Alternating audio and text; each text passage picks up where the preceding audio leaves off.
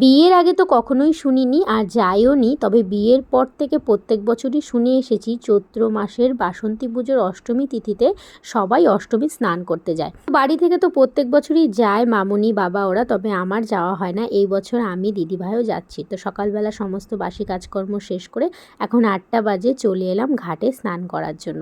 তো শুনেছি মেলাও বসে, তবে আমরা যে ঘাটে এসেছি এখানে না মেলা বসেনি, মেলা বসেছে উল্টো সাইডের ঘাটে।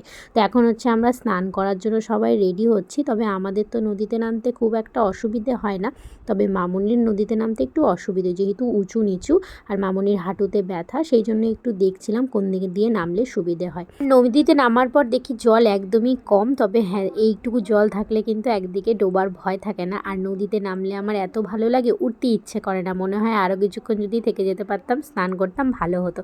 তবে হ্যাঁ এখানে তো অনেকে স্নান করছে তাই উঠে যেতে হলো। আর তারপরে চেঞ্জ করে নিলাম, একজন ঠাকুমা এসে আমাদেরকে তিলকও কেটে দিল। তারপর পাশে রাখা ছিল জগদ্ধাত্রী ঠাকুর, এখানে দেখলাম সবাই ধূপকাঠি মোমবাতি জ্বালাচ্ছে, বাতাসা দিচ্ছে, ওদের দেখে আমরাও দিয়ে দিলাম। আর এখানে নাকি নিয়ম আছে মেলায় এসে মানে নদীর ঘাটে দই চিড়ে খই খেতে হয়, কিন্তু আমরা নিয়ে যাওয়ার পরও জায়গার একদম সুবিধে ছিল না, তার জন্য খেতে পারিনি। আবার সব কিছুই বাড়িতে নিয়ে আসি আর বাড়িতে এসে আবার কিন্তু সবাই মিলেই খেয়েছি।